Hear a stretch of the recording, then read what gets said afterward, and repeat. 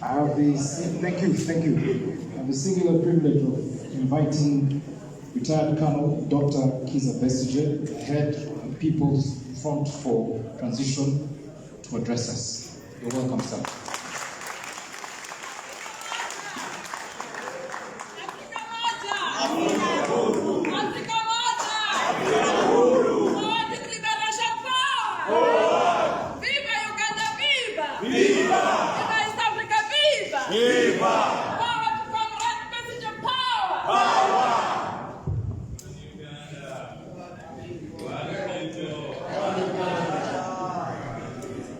A very good afternoon, all of you, dear ladies and gentlemen, in the struggle for freedom. I must add my voice first to those who have thanked the Kenya Human Rights Commission, our host, who have made it possible for this conference to take place, and for all these testimonies to be presented. I'm sure Kenya Human Rights Commission is also putting on the shoes today of the Uganda Human Rights Commission. Because if the Uganda Human Rights Commission was indeed doing its work, this conference would be organized by them in Uganda. And all this would be taking place. That's their mandate. That's what they should be doing. But human rights is universal. Abuse of human rights anywhere is abuse of human rights everywhere. And so we thank the Kenya Human Rights Commission for stepping forward to present to the world the Accountability Conference on Human Rights of Uganda.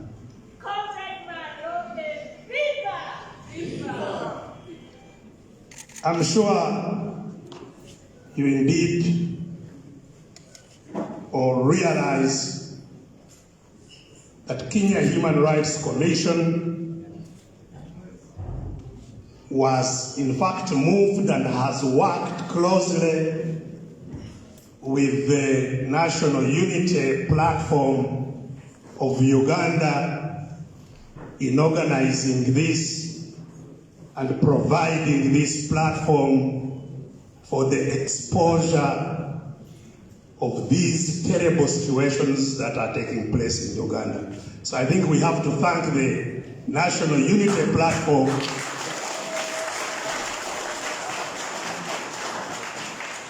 and their leaders for the initiative and for the leadership that they have provided in eventually having this platform realized as it has today. Now, and the reason indeed the National Unity Platform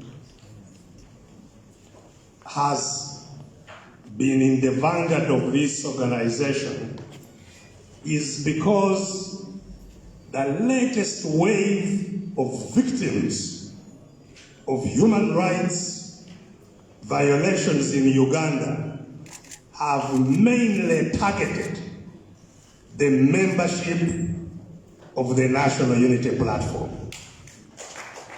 And this especially started in the last elections, and that's why this particular conference is located around the time when the riots happened in Uganda in November 2020 during the campaigns, the last presidential campaigns, when more than 100 people were gunned down in cold blood on the streets of Kampala. People that have never been accounted for up to date. People, some of whom indeed the regime in power in Uganda acknowledged that they were killed without any cause, without having committed anything. They admitted. But nobody has been made to account for that wanton loss of life up to date.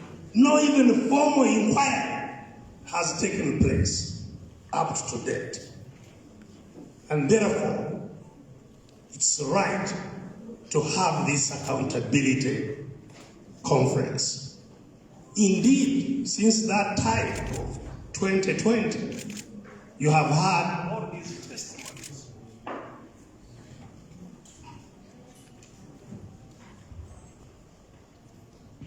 Thank you. You've had all these testimonies talking about the continuation of the impunity, the violations, the heinous crimes that are committed in broad daylight, quite often on camera,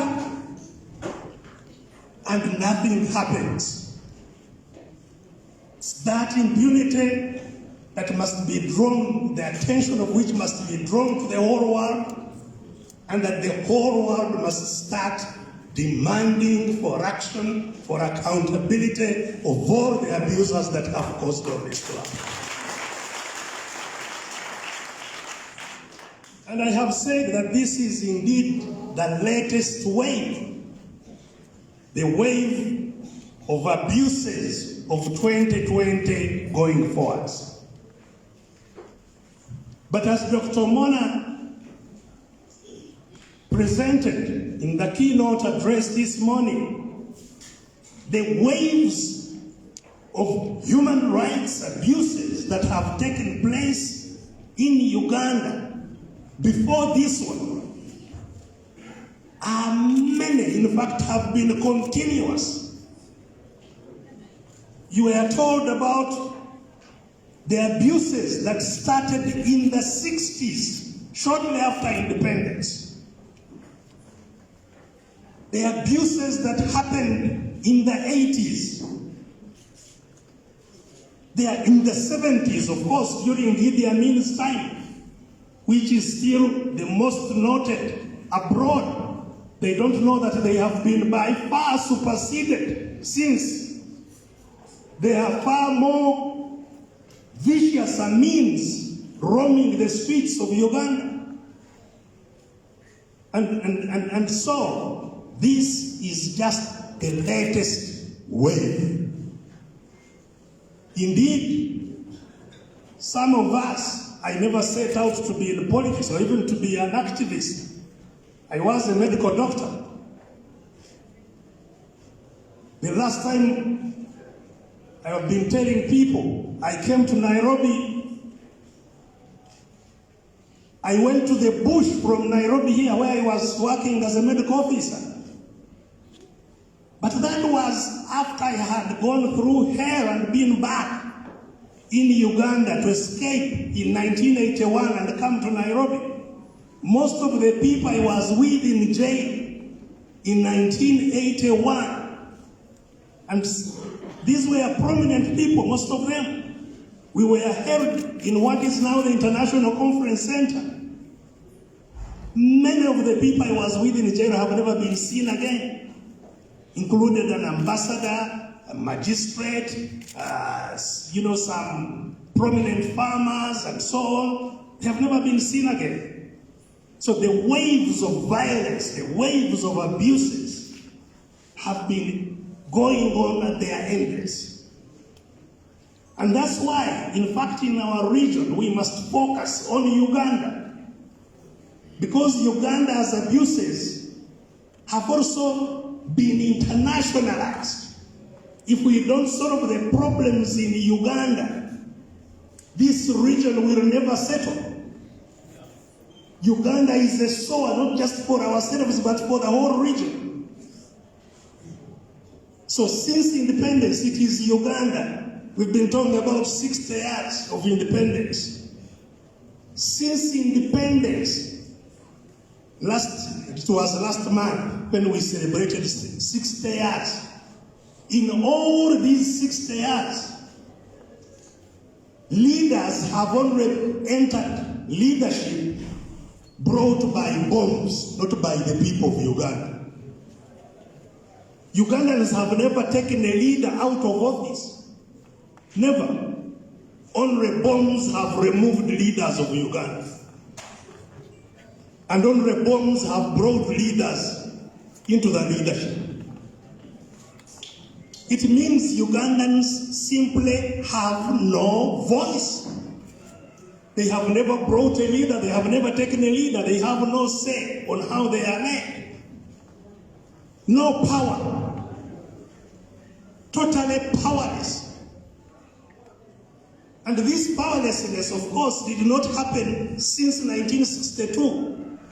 The powerlessness started for the whole of Africa on colonization, when foreign forces took over the power of our people, power to belong to their countries. None of our countries was a country by determination of its people. Kenya is not Kenya because Kenyans wanted it to be Kenya. Kenya was formed by non-Kenyans. Uganda was formed by non-Ugandans. And Ugandans, those who live within the territories that are called Kenya or Uganda, became subjects, not citizens. We became subjects of the Queen of England. We lost our citizenship, our power to decide, our rights, our freedoms as citizens were lost. The struggle we have in Uganda, therefore, is not a struggle for leadership. We have no country to lead yet. Citizens have no power. And that's why when you hear people say, our power, people power, they have no power. That's the struggle. The struggle, first and foremost, is struggle to get power. For citizens to have a voice, to have influence in their own countries. And unless citizens have power and influence, and can determine who leads them and how they are led, the abuse of these rights will not end. As long as the guns reign, the abuse of rights will not end. It can only get worse. And so the question we must ask ourselves, even as we gather here in this unique and wonderful space, is how do we then get back our citizenship? How do we become citizens again with a full range of rights and freedoms, that we have an equal voice and equal opportunities in our country? How does it happen? It will not happen by the allowance, by those who captured our countries, allowing us to have a voice, allowing us to have freedom. It will not happen. And we are inspired by the people of Kenya. And I salute you, Honorable Martha Karua, people who have been in the trenches here in Nairobi. People who have been in the trenches and fought to end one-party rule in Kenya. It took many people's lives. It took many people's sacrifices, prisons, injuries like you've seen here. There are many people, there are many casualties in Kenya through the struggles. And yes, you know, Some people, sympathize with me and say, you have suffered a lot. Like indeed, we must sympathize with all of these victims. But we should not forget that we are the lucky ones, those who have been attacked and are still talking. The greatest majority of those who have made sacrifices can no longer talk. They are dead. And that's why we have no right to give up, to betray the dead. That's why it's our duty to make sure that we regain citizenships of our countries. We regain the power of our countries. And it will take two things to happen for our citizens to regain their citizenship. First of all, we must work over time to change their minds that have been enslaved, to liberate their minds through both talking to them and providing the right examples. We must show them that yes, it's possible to stand up against these despots, that we can stand up to them.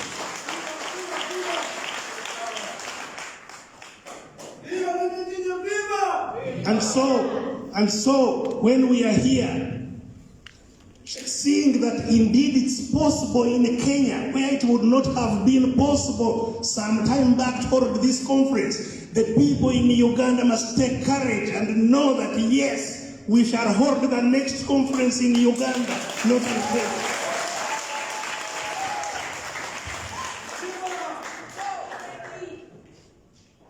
So we must awaken all our citizens to their duty to assert their will to become citizens.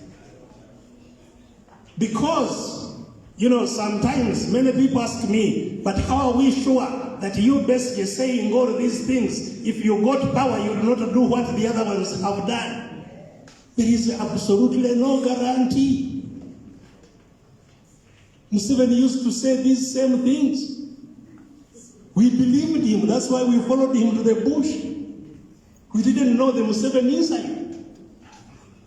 That there was, somebody in a sheep's skin.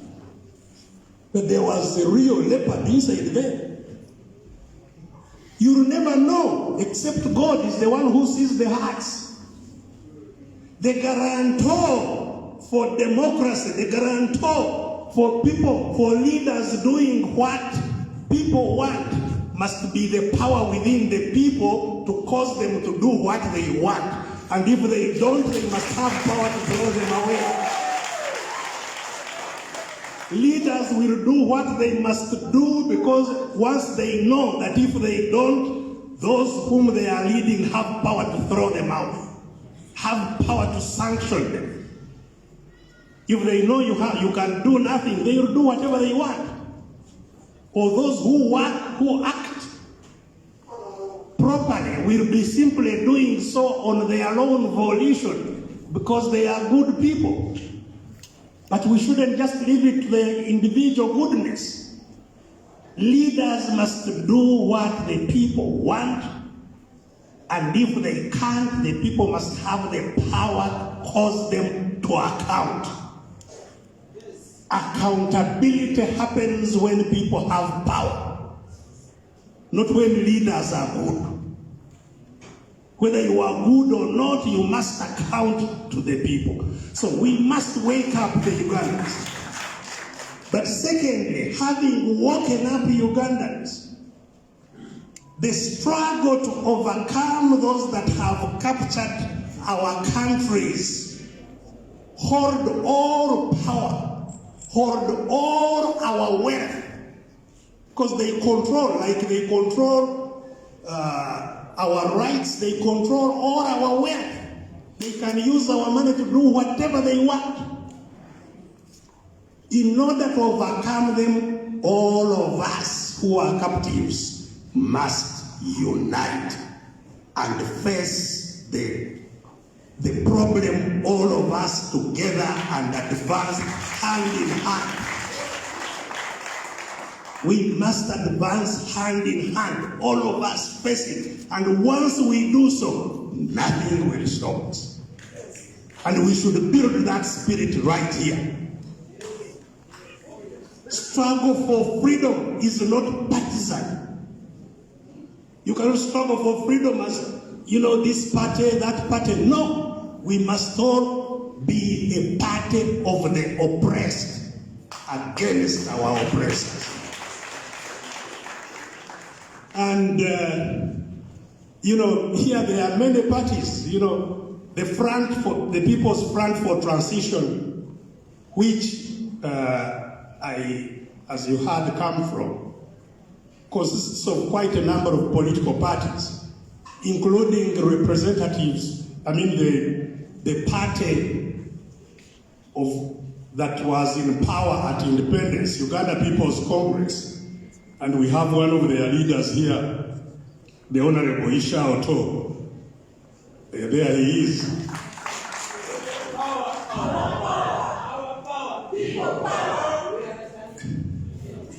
The party of independence used to say, everybody, UPC, all of us, UPC, you and me. UPC.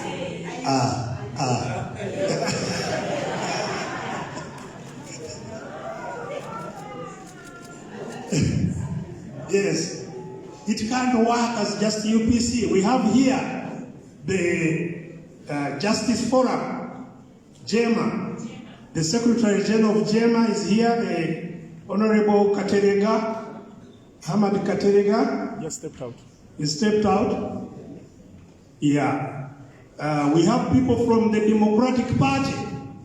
The Honorable Rubenga Mukabu.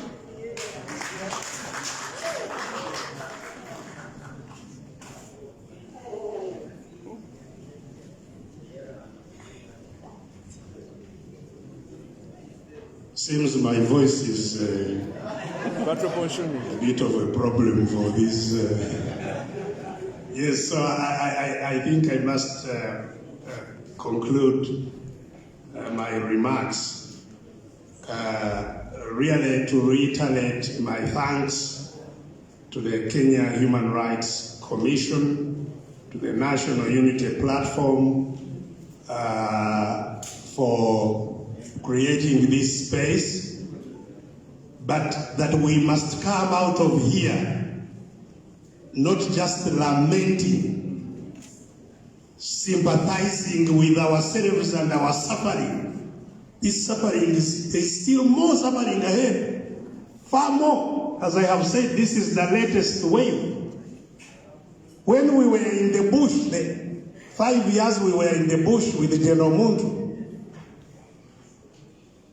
500,000 people died. 500,000 Ugandans died. And their skulls are now piled in monuments in the war area. Those are the victims we are talking about. They are littering the whole of our country.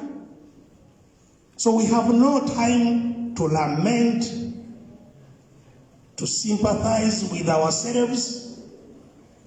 Yes, we must use this platform to call on the international community to do its role, to stand with the people of Uganda. We don't want them to replace us. Our freedom and our rights is our primary responsibility of the people of Uganda. But the international community has a duty to stand with us against the oppressors and the abusers of rights in Uganda. And many are still romanticizing with the criminals that lead our country. And we must call them out. We must call them out to stand with the people of Uganda. And this is the platform to do so. So thank you very much. Thank you, Kenya, for leading the way. Thank our brothers and sisters, Martha, in Kenya for showing the way. You are not out of the woods yet. You are not out of the woods. Kenya's democracy hasn't yet been consolidated. Anything can happen to it. And some dangerous signs are already popping their heads. You heard of a leader who was saying term limits should be removed. Those kinds of voices must be hit on the head at the beginning so that they don't have time to go on. So thank you very much, and may God bless all of you. Thank you.